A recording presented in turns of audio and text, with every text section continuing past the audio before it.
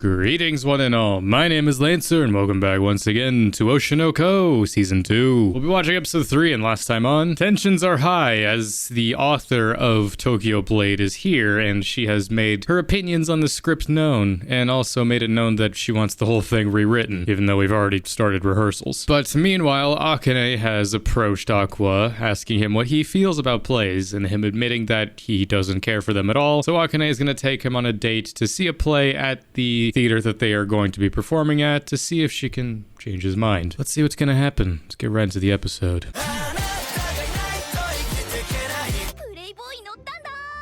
Playboy? Is that allowed? You're actually doing stuff. I want to see this girl like actually acting stuff. She just has those cat eyes, snake eyes. Yep. Completely different world.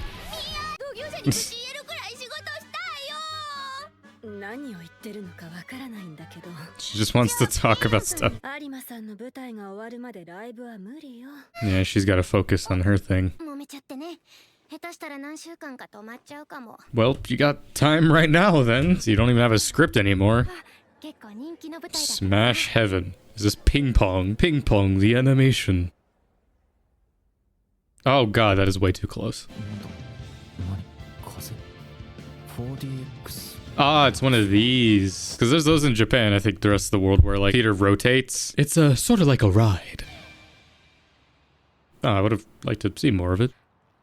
What is that drink? It was so much fun. Okay, so it was. Yeah, it was rotating like that. Don't have to swap out the pieces with the curtain, yeah? It does kind of remove that part. Look at you, actually talking about it.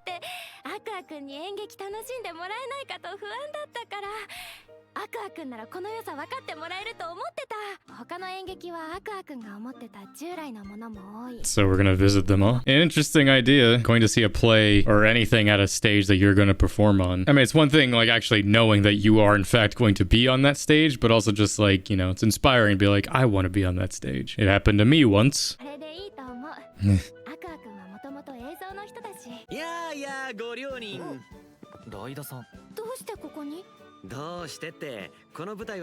Of course. Yeah, that's something. Seeing a production that went well and then being in the midst of a production that is hell. Yo, bars. Let's not talk about work right now.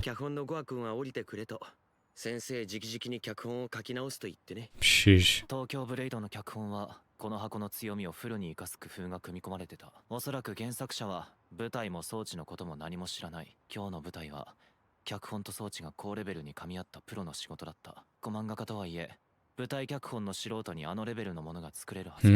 Yeah, she is like super young, right? She's probably around that age. A story written by a high schooler for high schoolers is going to feel like a high school story, even though it's not. 彼が書いた脚本の舞台はいつも客がニコニコでホールから出ていく。 It's not gonna be perfect, but... 私も原作視点で見たら、ゴアさんの脚本に不満がないと言ったら嘘になるけど、全体的に見たらいい脚本だと思うから従ってたのに。I mean, the way she put it, literally, my children, it's the way she looks at the story. 感動台にちょっと小づくくらいをしておくか。Bit of meddling, huh? どうやって書くんですか？これ液タブって言って。 モニターに直接かけるんですよ。絵も脚本も自分でやるんですから。まあそうね。まあどの面下げてきたって感じだしな。Nah, I got faith in him. It's always funny when I see scenes like this where they delve into manga artists. Meta. It's literally like the always has been meme. An artist drawing an artist. It's like, what do you need for reference? Well, you are drawing on the reference. 16です。16。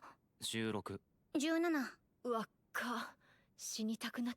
I'm sure by her definition of old, she's like 27. That's always been such a funny trope in anime. It's just like, oh my god, I'm so old. I'm literally 29. The majority of main characters in stories like this are like anywhere from 15 to 18. Anything older than that is an old man, apparently. 漫画家に限らず、一度売れた創作者ってのは大体自分が一番実力があると思ってるって。Haven't seen him this season. 唯一助言を聞き入れるのは同業者。 それが先輩や師匠ならなおよし。アビコ先生はやっぱり来られない感じですか？ Yeah, I want to see her interact with Aqua. 脳を習慣用にチューンナップされた兵士がやる仕事だから描かなきゃいけないカラーイラストの仕事だとか監修物だとかが山のようにあるでしょうし、京アマの時うちでアシスタントしてたのよね。 Assistant. あんまり人と馴染むのが得意じゃなくて、アシスタント同士でもあんまり会話もできなくて。 She was so good, she outshone 漫画 everybody. は作者がどういう人間なのか大体わかるのよ。どういうところでわかるんですか？アビコ先生の漫画を読んですぐわかったわ。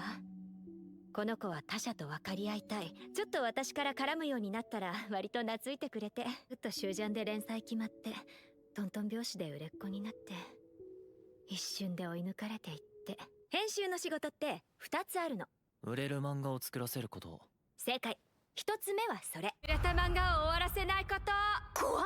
Right, okay. メディアミックス中の作品なんてまあ終わらせてくれない。 In essence, milk it for as long as possible. Yep, sounds right. 忙しさを言い訳にして破綻した振る舞いをしがちになる。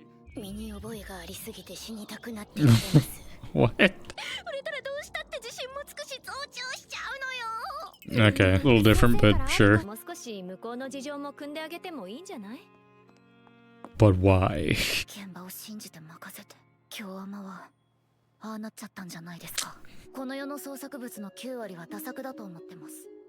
つまりこの世のクリエイターの9割は三流。 I don't think those should be correlations. I mean, 90% of media that gets started isn't finished, be it movies, TV shows, anything. And everyone starts out an amateur. Were you so different? Are you the god of manga? 先生は他人を信頼しすぎなんです。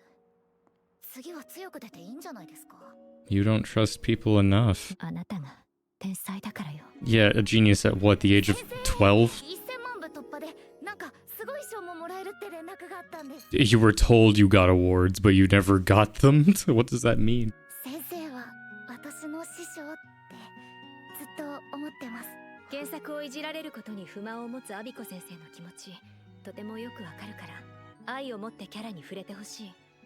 キャラは自分の子供みたいなものなんだからさ。 There it is. 舞台のスケジュールとか押してるのも知ってるんだけど、この件に関しては。 I completely understand the sentiment of viewing your writing and the characters you've made as your children, I guess. As in my own writing and stuff. I mean, not that I literally am like, these are my babies, but I get like treating them with such care that you wouldn't want someone else who doesn't understand them fully or just doesn't write them with the intention and care that you put into them. You wouldn't want them handling that. I get that. That's why I've never really put my own work out there with writing, just because mainly I know that I'm a very amateur writer, obviously, but though I know it's not perfect, if anything it's far from it, but I like it the way it is. You know, I've gone back and corrected a lot of stuff, you know, just with the benefit of years and age and hindsight, 'cause, you know, I started writing stuff when I was like 13, 14. All that to say is I understand the whole sentiment of these creations are my children. これをアビコ先生に渡してもらえませんか？ Did he write his own thing? I did not expect to delve so much into this character. そっちの締め切りって昨日じゃなかった？オーバーしてるの？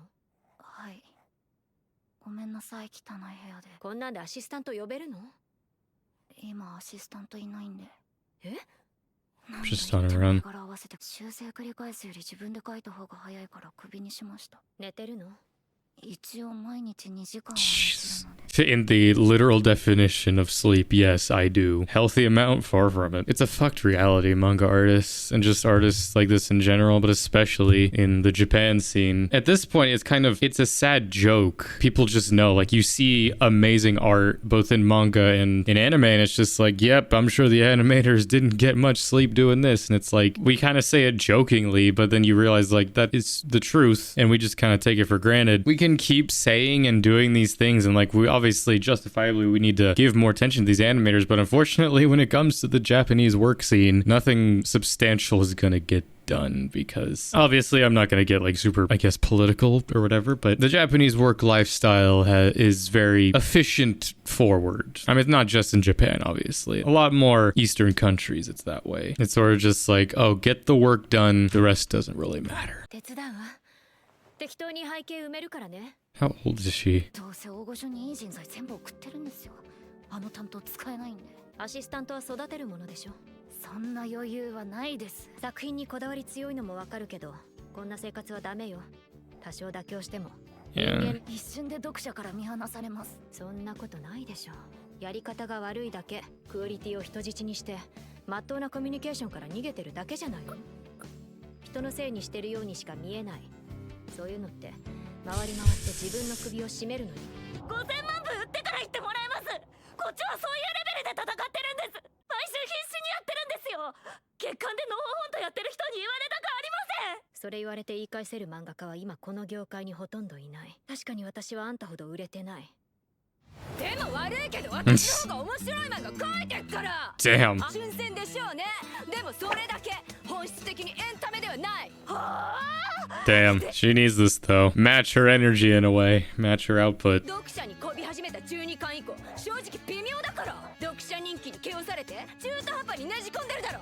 半端な漫画描いてんじゃね。期待に応えようと頑張って図星です。 That's a weird twist. Like, she's been so focused on like doing things her way, but yet she caters to the audience. The fuck? I mean, I get that though, trying to sell more copies, but haven't we learned by now? Fuck the audience. Do what you want. あんたにエンタメ叩き込んだの誰だか忘れたか。こっちは全部お見通しなんだからな。先生こそ牙抜けちゃったんじゃないですか。見ましたよ。まあひどかった。あんなの許しちゃってプライドないんですか。そりゃ全部が大成功すれば理想でしょうけどね。忘れちゃったかもしれないけどね。あなたも私も自分が打率3割程度なのに他人の仕事には常に名作を求めるなんて。でも先生のドラマを任せすぎ。私だってうまくできないことも多いわよ。根が陰キャなんだから。根が陰キャなら私はどうなるんですか。 Dumb. I don't know. 私は先生みたいに他人とうまくやれないんです。ああもうメソメソと。黙ってペン入れ進めなさい。何年プロやってると思ってんの。 God. It's what she needs though, I feel like. 今週こそやばいっていつも思いながらなんだかんだ間に合ってしまうの。腐っても私たちは商業漫画家だからでしょ。先生のところも締め切り間際はひどかったですからね。始まりの深夜4時終わりとか。 Oh my god. You worked for 19 hours? マルチタスクで頭わかんなくなっててどういうことたくさん。いいわよ。よそであれ言ったら速攻で縁切られるから気をつけなさい。どうしたら人とうまくできますか。 Wish I could tell you. 仕上がりがどうであれ私の作品がつまんなくなったわけじゃないもの。先生の作品はもっとすごいのに。 I mean, that just all depends. It's like, I've always looked at it, it's just like, whatever medium you choose to adapt something into first, I feel like that's the way it was intended. It's obviously like manga and anime, it's different because like those kind of go hand in hand a lot of the time. Well, most of the time if you get it right. I mean, I've always said this with like stuff being adapted from animation to live action. I'm like, it rarely ever works because it's an animation or it's drawn or it's on paper for a reason, because otherwise it wouldn't really work. I think it really speaks to the author of it if aside from all that, it still does work. It speaks to the quality of the story and the characters that they made. 先生みたいな漫画家になるのが夢で。今日は世界一面白いです。絶対に嫌なの。私が一番よくわかってるんです。思ったことをすぐ口にするのが良くないのよ。不器用な子。The best scene. あのドラマ、私はやってよかったって思ってる。